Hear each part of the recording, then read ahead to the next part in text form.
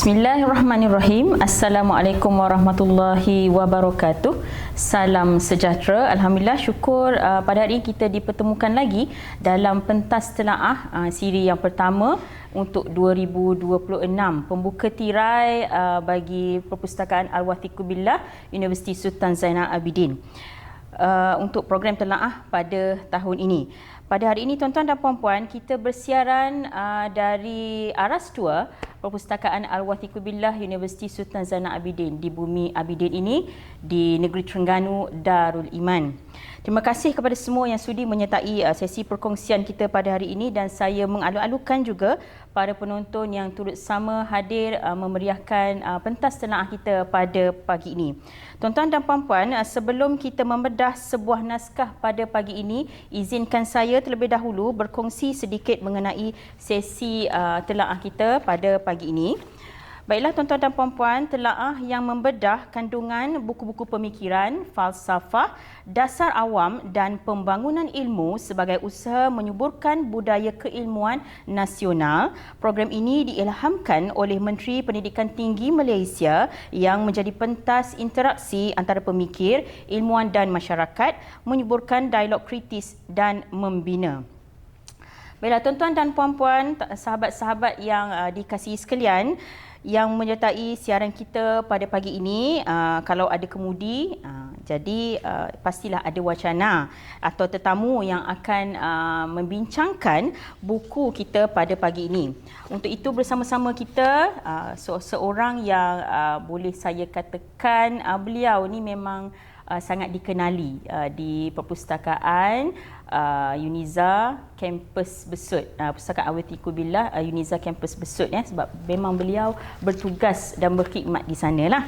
Jadi jom saya perkenalkan kepada tuan-tuan dan puan-puan semua wacana kita pada hari ini, iaitu Dr. Nurhazura binti Yunus, Pustakawan Kanan di Perpustakaan Al-Wathiqu Billah Uniza Kampus Besut. Assalamualaikum Doktor, apa khabar? Waalaikumsalam, alhamdulillah sihat. Selamat Fazi sihat Fazi? Alhamdulillah, syukur, alhamdulillah sihat. Nak jumpa dengan doktor ni, saya sihat hari ni. Alhamdulillah, okey. Okey, so selamat datang ke pentas telaah. Alhamdulillah doktor menjadi pembuka sesi pembuka tirai sesi telaah kita untuk tahun 2026 di PWB ini. Baiklah, pada hari ini kita pergi kepada agenda kita seterusnya, ataupun agenda utama kita pada pagi ini untuk membawakan sebuah naskah yang bertajuk di sini Misi Mengejar Topi Burger, panduan menulis tesis hasil nukilan ataupun karya oleh Profesor Dr. Nur Zaidi bin Muhammad Daud. Kalau saya boleh tunjukkan sikit bukunya di sini. Okey, bukunya tidaklah terlalu tebal. Saya rasa sangat orang kata boleh nak habis dalam satu hari bolehlah, kan? Lebih kurang macam tu. Okey. Baik, doktor, mungkin kita boleh mulakan dengan soalan saya, kenapa naskah ini diangkat ke pentas telaah pada pagi ini? Silakan doktor. Okey, sekejap saya tunjuk buku ni. Okey, kalau kita tengok dekat slide kita tu, ada 3 tajuk buku yang kita sediakan. Terima kasih pada rakan saya, Cik Fazi, untuk program telaah pada hari ini. Jadi ketiga-tiga buku ni sebenarnya adalah disebabkan saya ni baru habis belajar. Sebab tu kalau bila dijemput untuk telaah tu, semangat saya masih ke arah technical book untuk berkongsi dengan semua penonton pada hari ini. Ia agak sedikit teknikal, iaitu berkaitan dengan untuk sambung belajar lah. Jadi kenapa kita pilih buku ni daripada ketiga-tiganya adalah kalau baca sekali ni di buku masakan ke buku pendidikan kan, Topi Burger. Jadi bila mula-mula saya baca tajuk ni, saya kata rupanya topi yang konvo tu dipanggil Topi Burger. Jadi dia inspired ni. Apa sebenarnya kandungan tajuk yang santai ni tu. Jadi saya pilih buku ni untuk dikongsi. Jadi kita kupas lebih lanjut, dan kebetulan saya mengenali Prof Zaidi ni, dia merupakan lecturer UiTM. Jadi saya masuk kelas dia yang pertama, dia tunjuk buku-buku yang dia tulis, dan buku ini menarik perhatian saya. Sebab tu saya nak pilih sebagai perkongsian kita pada hari ini ni. Itulah. Okey. So saya meneliti, saya sempatlah tengok pada buku Baca, ni. Saya sempatlah baca, tidaklah terlalu Tak sakit kepala kan? Tak ada. Okey je. Saya okey je. Walaupun saya bukan dalam alam pengajian postgrad ke apa, tapi saya rasa flow dia tu saya boleh faham. Bahasa dia tidaklah terlalu orang kata teknikal. Walaupun memang saya akui ia memang teknikal, banyak kepada perkara-perkara yang teknikal, berbangkit dengan penulisan, research dan semuanya. Tapi saya boleh faham. Okey. Kalau dah kita sesuai lah untuk orang-orang biasa, saya rasa bukan saya pula jadi wacana ya, tapi tak apa. Saya nak share saja sebab saya excited dengan buku ni. Ya, saya excited. Jadi nak sambung belajar kan? InsyaAllah, amin. Saya amin, kita aminkan saja ya. Okey. Sebab 98 muka surat sahaja dan saya rasa sangat memberi inspirasi lah kepada mereka yang nak sambung belajar, yang berada di alam pengajian pun sama. Baik, untuk sebuah buku yang setebal 98 muka surat ini, apakah aspek paling penting yang diberi penekanan oleh penulis? Kalau doktor boleh kongsi. Okey, terima kasih. Jadi buku ni yang penekanan Prof Zaidi dalam buku ni adalah sebenarnya dia nak bagi macam ibarat pelampung kepada orang yang lemas. First penyelamat lah macam gitu, sebab orang yang nak sambung belajar master atau PhD, dia mesti mula-mula nak buat tajuk apa objektif kajian. Lepas tu tiba-tiba pula jurang ilmu lah kan, benda-benda macam tu yang kadang kita konon faham, bila nak buat tak boleh. Jadi bila buku ni Dr. Zaidi macam bagi gambaran awal, tajuk apa yang kita nak pilih, research macam mana yang nak buat, pemilihan, method dia macam mana. Jadi bila awal-awal kita dah baca, kita nampak laluan, dah nampak pintunya kena masuk pintu A. Lepas pintu A kena corner kanan atau kiri. First dulu ni. Jadi buku ni saya beli sebelum saya betul-betul register sebagai PhD student lah. Jadi bila saya dapat je tawaran beasiswa dan juga dapat tawaran mendaftar ke UiTM, belum daftar lagi. Saya bulan 2 macam tu, daftar dalam bulan 10. Terus saya masuk kelas yang Prof Zaidi ni untuk dapat gambaran awal. Saya takut nanti terkial-kial. Saya masuk nak mengaji apa. Jadi bila buku ni, dia bagi gambaran dah awal-awal. Jadi kalau pelajar, bukan promosi buku saya tak dapat allowance pun buku ni. Jadi kalau pelajar yang mula-mula nak sambung belajar, baca buku ni dulu. Jadi Prof Zaidi dah susun dah setiap bab tu pula diselang dengan motivasi, which is kalau tak finish tak apa, fokus kepada matlamat. Jadi kita rasa kurang stres untuk kita bermula. Bukan kata masa belajar tak stres, nak bermula tu kurang stres. At least kita tahu dah apa yang perlu ready. Jadi Prof Zaidi ni membawa kita buku ini membawa kita kepada satu gambaran apa yang kita akan hadapi. Very basic. Title pun kita macam mana nak pilih title. Dan yang antara yang best juga untuk dikongsi lah, mistake yang biasa dibuat. Jadi kita ni biasa kita nak tahu apakah yang terbaik kan. Kita nak buat apa-apa yang terbaik. Tapi sebenarnya kalau kita tahu mistake, itu lagi baik sebab kita boleh elakkan. Jadi macam salah satu yang saya boleh kongsi misalnya kata follow USV. Jadi kita selalu macam rasa nak mempertahankan idea kita hingga membelakangi SV kita.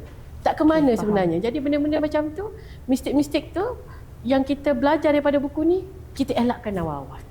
Jadi itulah yang Prof Zaidi cuba gambarkan dalam buku ni lah. Saya rasa menarik aspek yang nak dikongsikan tu. Bagaimanapun kalau kita boleh kongsi sikit lah doktor. Bab yang paling doktor suka dalam buku ni kan, banyak bab banyak kan. Secara penyusunan dia pun saya rasa saya rasa okey je kan. Cuma mungkin doktor boleh share. Kalau doktor boleh share lah. Kalau part yang seronok kan, part yang motivasi tu lah, sebab tak payah mikir, baca je macam gitulah. Jadi bila setiap kali kita buku ni sebenarnya yang saya tanda-tanda ni baru nak tanya doktor dah jawab soalan yang saya. Saya tanda saya tak buang sebab nak buat kenangan. Yang ni saya refer beberapa kali sehingga saya nak viva sekalipun buku ni sekali saya buka lagi. Mana daripada awal hingga akhir saya rujuk buku ni. Boleh saya kata sebagai masterpiece lah. Masterpiece lah. Tak tahulah orang lain. Saya lah rasa. Macam saya rasa macam sesat di jalan, saya buka. Misalnya saya nak balik-balik sempatkan jalan Saya nak viva, saya berkata, apa yang saya nak kena buat? Saya pun baca balik. Jadi dalam ni yang menarik minatnya, yang motivasi tu, misalnya dia question kita balik, kenapa nak sambung PhD? Jadi kita sendiri macam set mind kita, why? Jadi ada push factor lah kat situ. Kenapa nak sambung? Jadi setiap bab tu ada dia punya motivasi-motivasi dia. Macam saya boleh tunjukkan sikit lah motivasi dia. Mungkin audio boleh dengar sikit lah. Kan? Sebutlah sikit kan. Okey, dia kat sini, nak buat PhD, jangan give up. Tengok tulisan dia pun very simple je. Dia macam soalan pada kita balik. Okey? Lepas tu, jangan tangguh. Nak buat PhD, jangan banyak mengeluh. Nak buat PhD, jangan jadi robot. Nak buat PhD, jangan kata susah. Nak buat PhD, jangan lupa Allah. Jadi benda macam tu, dia macam jentik hati kita lah. Kenapa you nak buat PhD? Waktu kita down, kita dapat suntikkan semangat. Tambah kami ni yang bidang profesional, PhD bukanlah satu requirement lah untuk kami kekal dalam profession ni. Kalau pensyarah dan sebagainya, dia memang satu requirement. Bagi kami ni, sambung just for yourself. Jadi yang tu kena motivasinya sangat tinggi. Jadi satu lagi, bila dia menarik balik buku ni jadi macam masterpiece sampai ke hujung tu, bila kadang-kadang semester 2 tajuk kita berterabur lagi tau. Walaupun kita ada topik dia yang macam dah ada topik ni. Jadi kita balik semula. Bagaimana nak faham tajuk kita? Jadi kita akan keep research balik, question balik. Betul ke tak soalan aku ni? Macam gitu. Jadi yang lain pula, misalnya dia ada juga tunjuk macam mana kita nak do and don'ts. Buat dan jangan buat dalam kita punya thesis. Yang mana yang ni dari awal tu bila kita dah baca, jadi benda tu kita dah set awal-awal lah. Okey, buatnya macam ni. Kita elakkan awal-awal daripada start penulisan. Bukanlah dah lepas tulis semua, baru kita nak check balik. Yang ni tak boleh buat. Yang ni dah boleh buat. Jadi, do and don'ts tu sangat memberi manfaat pada saya. Jadi awal-awal tu, bila saya kata, saya rasa saya baca dalam buku tu, jangan buat macam ni. Jangan buat macam ni. Jadi, benda tu akan reflect balik lah. Balik. Jadi, sebelum saya share pada hari ni pun, saya contact Prof Zaidi ni. Minta izin dia, Prof, boleh tak saya saya kongsi dengan Prof. Dia kena dapat berkat tu. Saya nak kongsi buku Prof ni dengan kita punya audience PWB ni dalam sesi telaah. Prof sangat berbesar hati dan dia setujulah. Bolehlah kongsi apa yang Hazura rasa macam bermanfaat, Hazura kongsi je. Jadi bagi saya syorkanlah kalau siapa yang tengah nak belajar atau dah pertengahan pun, belum terlambat untuk beli buku ni dan baca. Sebenarnya buku ni pun saya bagi pinjam dah beberapa rakan ni. Tapi minta balik lah. Termasuklah saya tu. Termasuklah saya lah tu. Termasuk Cik Bali sendiri. Termasuklah saya tu. Rakan-rakan yang pinjam, dia akan kata, wah best lah buku ni. Dan kebanyakannya akan belilah untuk jadi personal collection. Betul. Kan. Gitu je lah yang setakat saya boleh kongsi yang saya suka sebab buku ni. Terus saya kata sebab dia tidak terlalu tebal. Saya rasa kalau satu hari pun kita boleh habis. Boleh habis. Cuma dia akan ulang baca. Ya. Ulang baca sebab dia technical books kan. Kita akan repeat. Dan kita akan refer balik. Macam mula-mula saya baca ni memang habis satu hari. Jadi tapi ia sekadar pembacaan sahaja. Baca saja tapi kita nak reflect kepada thesis kita tak boleh sebab masa tu kita tak start pengajian. Faham? Jadi cuma kita take note ya, rasa penting. Jadi motivasi tu akan keep.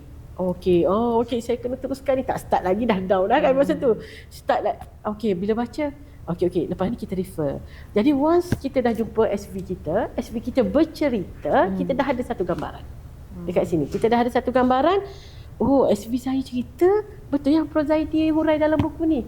Tajuknya kena macam ni. You kena pilih awal-awal, kualitatif atau kuantitatif. Apa perbezaan dia. Jadi tengok kita balik buku ni. Dan sebelum saya balik buku ni pun saya refer SV saya. SV saya Dr. Muhammad Nasir, pensyarah UiTM Macang. Saya refer, doktor, boleh tak saya refer buku ni untuk saya jadikan panduan untuk menulis tesis? Dan my SV cakap okey boleh. So saya proceed lah dengan buku ni.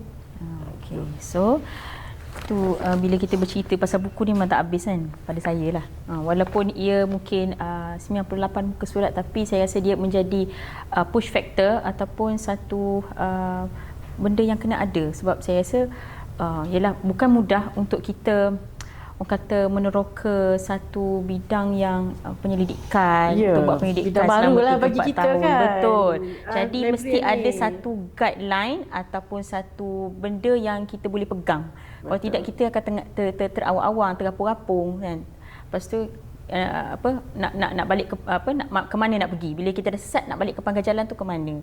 Itu pentingnya adanya buku supaya kita boleh memandu kita, memacu kita untuk pergi ke destinasi yang betul. Okey. Saya pasti ilmu yang diterjemahkan melalui naskah yang dihasilkan oleh Prof Zaidi bukan sekadar untuk bacaan, tapi saya rasa perlu dihayati dengan lebih mendalam untuk kita dapat manfaat, untuk kita dapat imbuhan ataupun kita dapat input yang betul-betul supaya ia dapat membawa kita bagi manfaat balik bagi manfaat pada kita dan kita bagi manfaat balik pada orang. Betul, Doktor?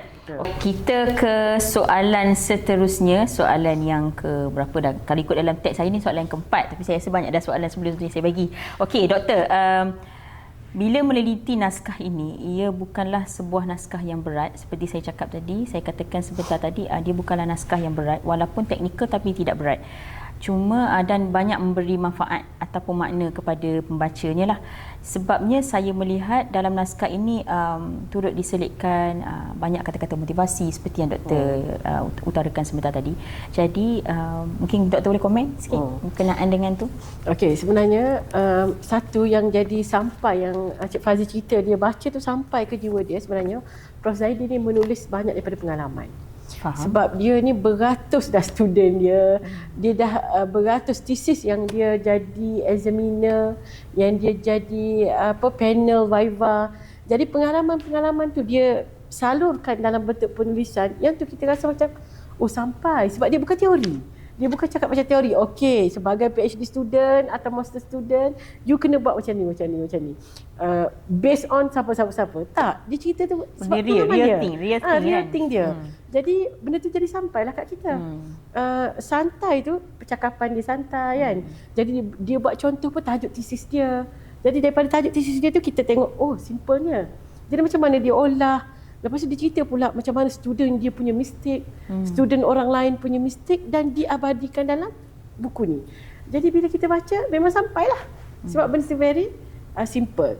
Jadi tajuk ni sebenarnya family saya ataupun kawan-kawan baca pun asal topi burger asal topi dia jadi keep question. Soalan tu berlega-lega.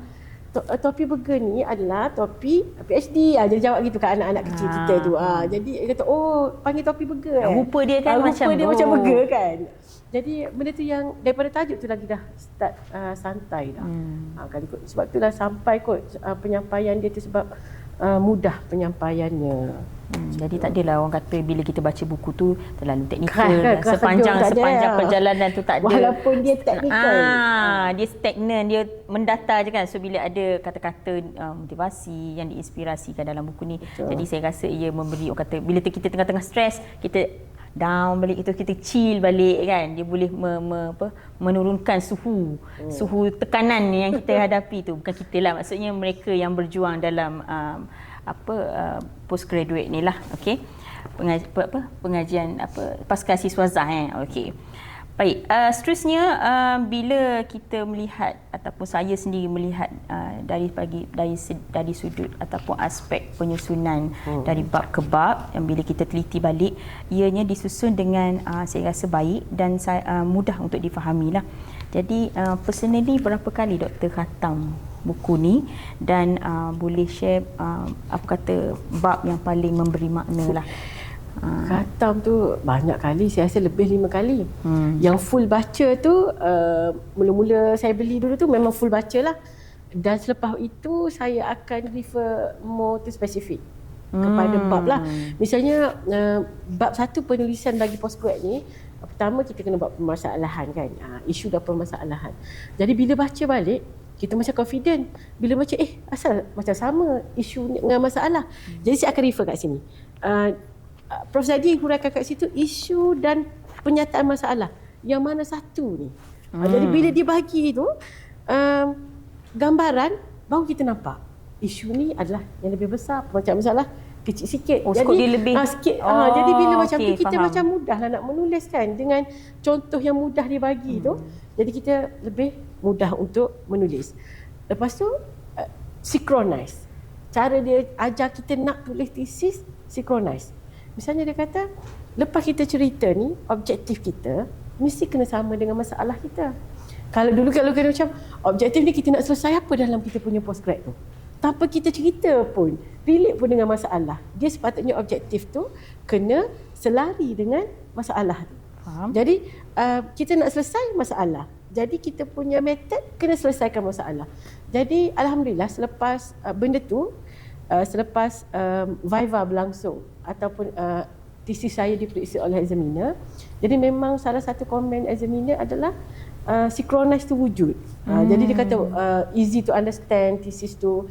Sebenarnya SV memang banyaklah membantu. Cuma yang ni bantuan awal kita tu bila kita submit ke SV tak sakit kepala dah. Dia kata you kita dah faham tahu ke step mana, nak bawa ke mana kan. Jadi Dr. Nasir baca tu you dah faham step ni. You tahu macam mana nak buat. Jadi dia betulkan aja. Tak adalah kita punya penulisan tu berterabur kan. Jadi daripada buku ni kita boleh dah agak dah. Penulisan ni macam ni kena. Jadi di belakang bab pula Prof. Zaidi hurai pula contoh-contoh Viva session yang bermasalah. Antaranya adalah yang tak synchronize tadi tu. Masalah. Jadi kat situ kebanyakan dapat major correction, which is yang memang kalau student PhD ketaklah dengar kalau major correction tu tak synchronize lah. Faham. Macam dia objektif duk pumpang-pumpang benda lain. Masalah benda lain. Jadi objektif tak selesai masalah. Jadi kajian kita ni pasal apa sebenarnya? Jadi benda tu bila panel tanya, student tak boleh nak jawab. Bila panel tu baca, you cakap masalah kereta. You pergi jawab pasal tayar je. You cakap masalah enjin. Jadi benda tu dah nampak perbezaan perbicaraan tu. Jadi buku ni boleh bagilah gambaran. Kok mana-mana pun follow your SV, itu utama. Tapi kurangnya kita dah kurangkan satu kepeningan SV kita kalau kita dah baca buku ni. At least kita pergi tu kita boleh berborak lah dengan SV kita. Kita tak pergi dengan zero kan? Kita bukan pergi dengan zero. Bukan pergi panggil swap. Kena swap. Jadi kita pergi tu kita boleh berbicara dengan SV kita tu. Dan SV kita lebih happy lah dengan kita. Bila dia means kita happy, kita dah get ready. Kita dah ready kan? Betul, faham? Betul. Jadi bagi saya lah sebab benda ni personal kan, setiap orang ada dia punya preferred dia sendiri.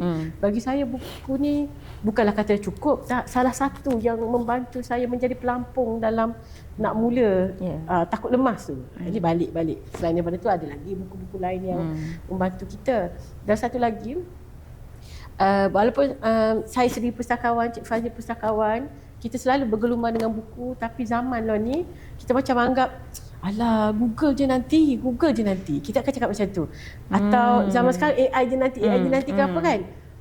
Tapi bila kita sambung belajar, kita masuk kursus, kita masuk bengkel, last kali kita rasa nak buku juga. Adakah sebab kita ni old school. Tak tahulah sebab generasi yang baru pun dia mungkin nampak tak pegang buku fizikal sebab ada buku yang digital, tapi dia stay books. Maknanya kita perlukan satu bahan rujukan yang berstruktur, yang ada bab satu, bab duanya. Sebab kalau Google ni dia just pages yang kita nak tu je kan. Tapi bila kita dalam nak menuntut ilmu, selain daripada benda-benda tu, kita nak juga macam buku tu jadi pegangan kita.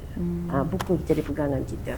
Kita berbaliklah, kita orang Islam kan. Mana-mana pun Quran kita rujuk balik kan. Kita nak pegang, kita nak rasa. Walaupun dalam bentuk digital, tak tahulah zaman budak-budak Gen Z, Gen Alpha sekarang kita tak pastilah. Tapi dia adalah buku. Al-Quran macam tu kan.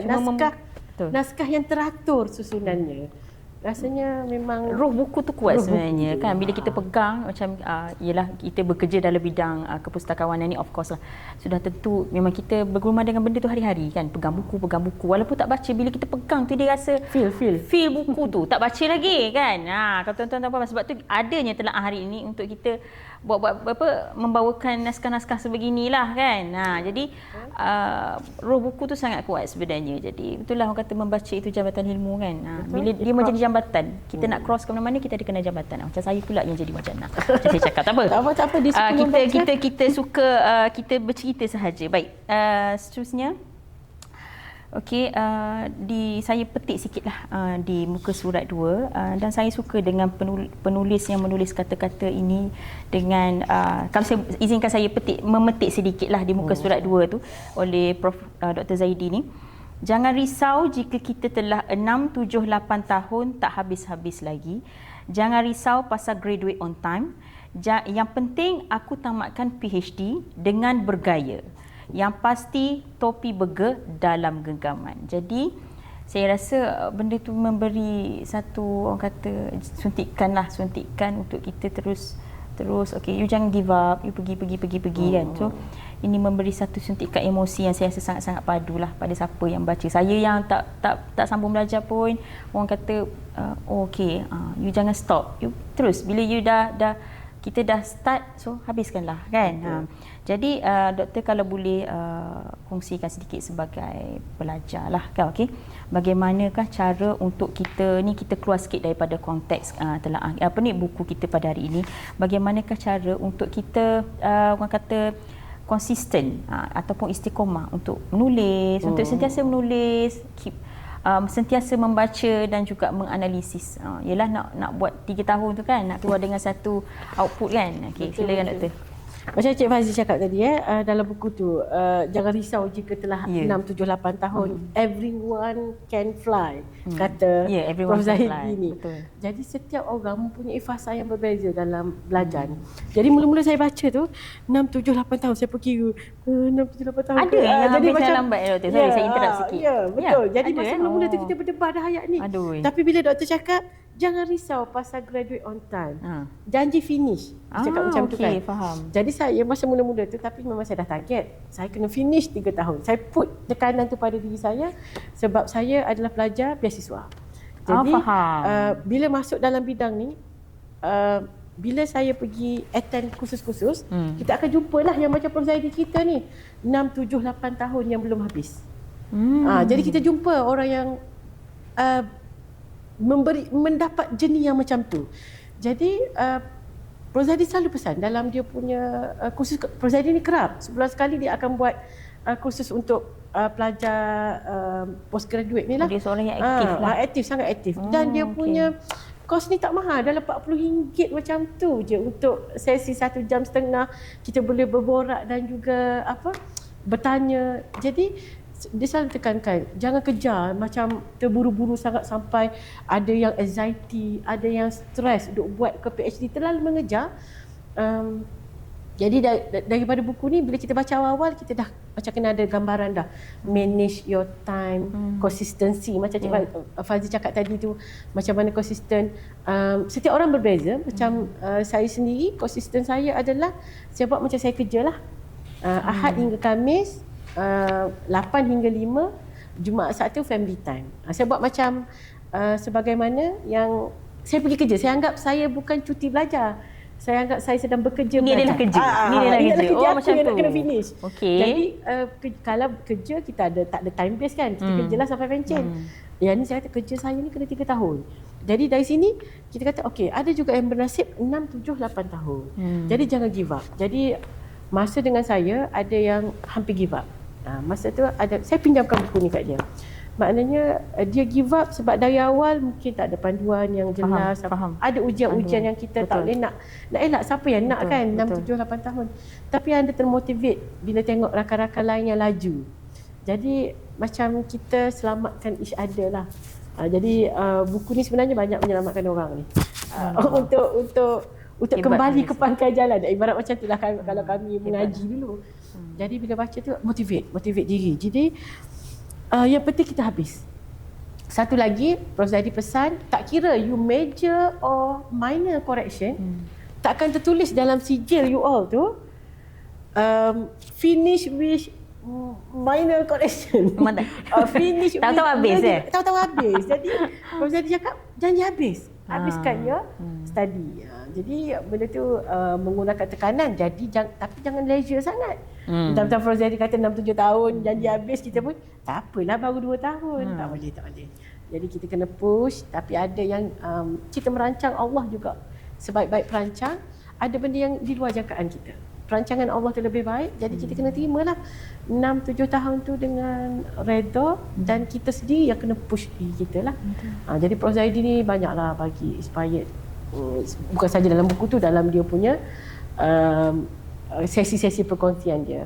Cuma saya selain pada Prof Zaidi ni, My SV lah the first inspired saya. Kalau down pukul 1-2 pagi pun mesej, dia layan dia untuk motivate kita ni. Dia akan okey, sabar, finish, start. Besar perkataan sabar tu ya.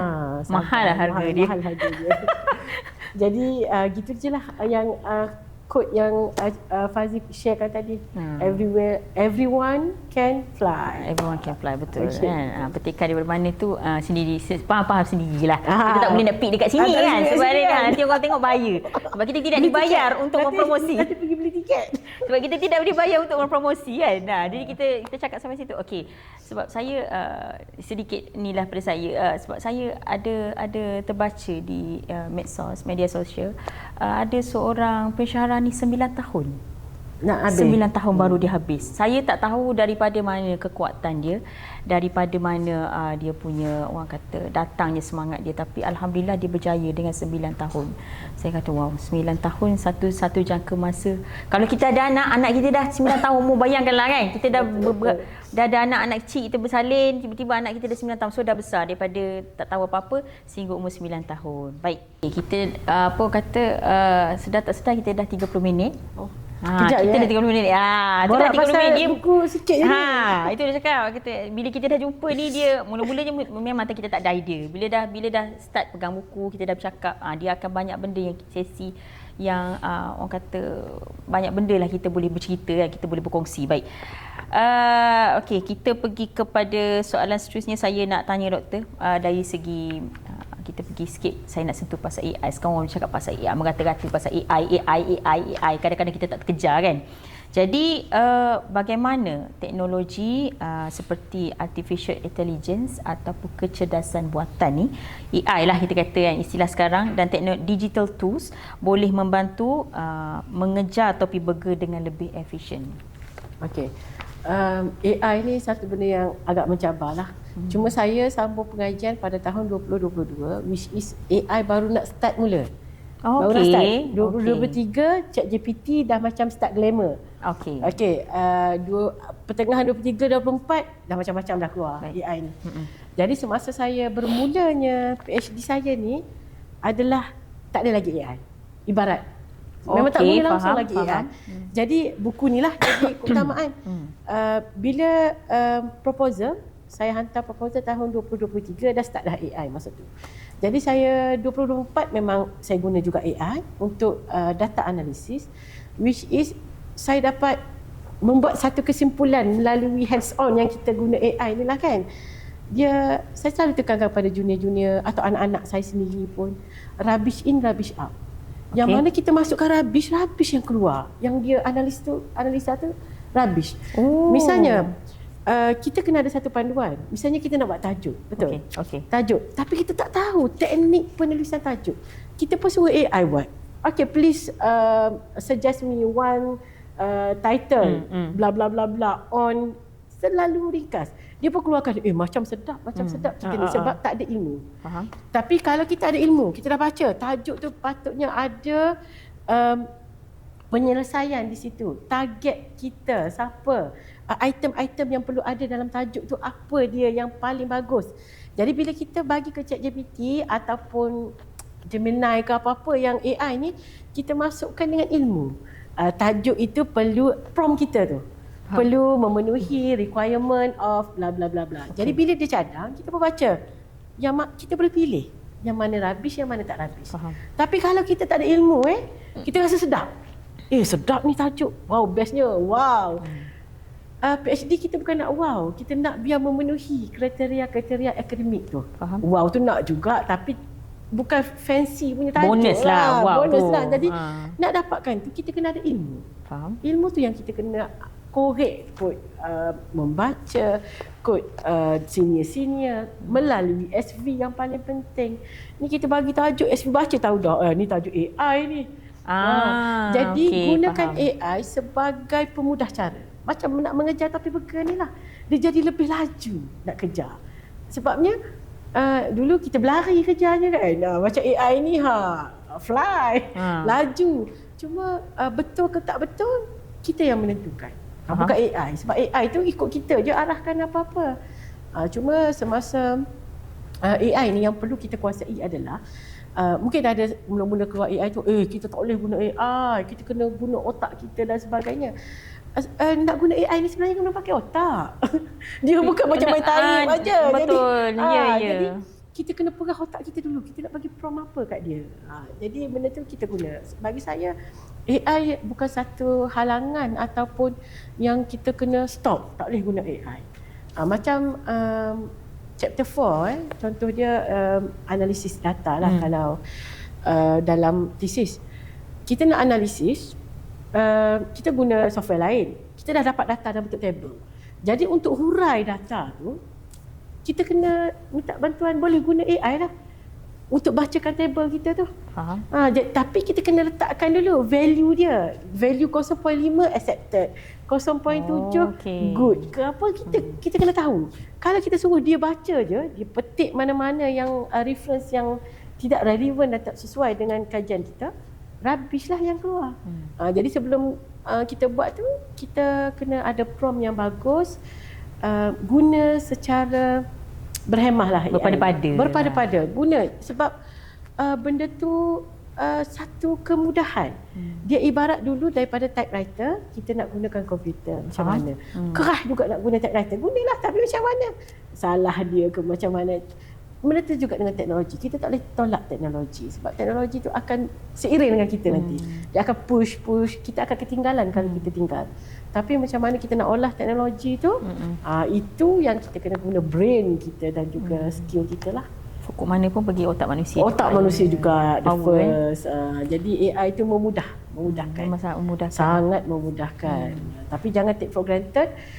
Put semua dalam tu, buat thesis dalam masa sehari. Tak boleh lah macam tu. Kena ada kita punya tanggungjawab kepada ilmu tu, kita kena etika ada. Kan? Kita dekat library ni, memang kita library kita belajar tentang etika kan, penggunaan etika apa semua. Okey. So menarik kat situ. So saya nak tanya berapa persen kalau doktor boleh katakan AI ni kebolehpercayaan. Ya, kebolehpercayaan untuk penggunaan AI, result yang keluar tu. Kalau dulu saya bukan pakar AI. Ni atas berdasar pengalaman je. Okay. Kalau dulu memang tak boleh percaya. Langsung tak boleh. Masa mula-mula dulu kalau kita suruh list of reference, daripada 10 tu tak ada. Betul cakap ni pengalaman awal. Okey. Masa tu tak ada plus lagi. Dia keluar pula ChatGPT Plus. ChatGPT Plus kepercayaan dia meningkat sedikit. Sedikit sikit lah. Dia tak bohong sangat. Ayat tu macam wow. Chat reference tak ada. Jadi bila yang Plus tu dia dah start chat yang betul lah. Chat yang betul. Tapi saya masa penulisan tu saya tak menggunakan ChatGPT Plus lah. Saya gunakan MySite. MySite tu yang mana memang dia create daripada database. Jadi bila kita letak kita punya statement, memang adalah Scopus dan WAS yang utama. Jadi kebanyakan reference saya adalah melalui MySite. MySite ni ibarat macam dia tarik semua word yang memang dalam online database baru dia klik. Benda tu. Faham. Sekarang ni mungkin dah banyak lah. Tak boleh nak tafsir lah benda tu kan. Masa zaman saya, zaman menulis saya tu, ChatGPT tu just untuk bagi idea. Bagi idea awal. Tapi untuk fact, saya go to my site lah. Saya guna yang macam tu. Jadi kebolehpercayaan mungkin sekarang berbeza dah. Tapi masa awal-awal dulu memang kelentong lah. Ayat sedap tapi kita cari reference tak jumpa. Error dicari kan. Mana dia tarik kita tak tahu. Tapi ayat dia sedap dan macam betul. Macam betul lah. Dan kemungkinannya betul. Cuma kita nak bukan saja betul, kita nak tahu dari mana dapat. Jadi kita sebagai academician yang nak menulis benda ilmu ni, kita kena sahihkan maklumat tu. Maklumat tu nampak macam betul, tapi kesahihan tu kita kena cari. Jadi kalau kita siapa yang lagi pakai ChatGPT Plus ke apa semua, walaupun nampak confident, please click the link. Wujud ke tak? Check dulu ya. Check dulu. Ada tu yang macam wujud artikel, tengok tajuk, bukan ni. Jadi kita kadang-kadang dia macam main letak, kita pun pergi ambil, tiba-tiba buat pasal Smart Library, artikel saya medik. Nampak tak ngam kat situ. Jadi kena check. Kelantan kata tak siku lah. Tak siku kalau bahasa Kelantannya tak siku. Jadi kita ni macam confident lebih. Betul ni artikel pop keluar artikel. Betul. Tak baca pun artikel tu sebab kita macam nak copy paste je. Kerja copy paste mudah. Sebenarnya kita kena bertanggungjawab. Sebab next person yang baca kita punya buku atau thesis tu nak rujuk balik. Dia tengok asal pasal medical ni. Kecuali method dia mungkin berbagai bidang yang boleh apply dalam bidang kita, itu lain. Tapi kalau macam background of study dan sebagainya tu mestilah selari dengan bidang kita. Kena tengok, kena cerdik, jangan bagi dia tipu kita. Okay? Kita kena gunakan dia betul-betul, gunakan dia. Banyak cerita ni, kita dah boleh banyak cerita ni. Saya rasa saya kena minta PWB untuk invite balik, untuk invite balik kita punya wacana pada hari ini di sesi yang lain, special session untuk beliau lah.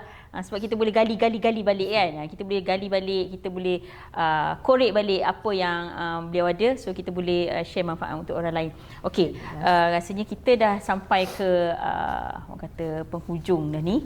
Untuk soalan yang terakhir, kalau bukanlah soalan, kalau saya nak bagi kepada doktor untuk ruang dan peluang untuk doktor buat simpulan ataupun ada apa-apa yang doktor nak katakan di hujung sesi kita hari ini, silakan. Okey, untuk telaah buku ni, bagi saya jangan hilangkan buku lah dalam kerja buat kita, terutama yang academician dan sebagainya. Tak kira nak rujuk bidang agama ataupun bidang motivasi, walaupun banyak sumber-sumber elektronik lain dan sebagainya, buku ni dia fee dia lain. Sebab untuk menghasilkan buku dia bukan mudah-mudah macam keyboard warrior yang masukkan dalam internet dan sebagainya tu. Jadi dia akan ada banyak roh di situ. Banyak roh di situ dan kebanyakannya lebih bertanggungjawab. Etikalnya lebih kalau tentang buku ni.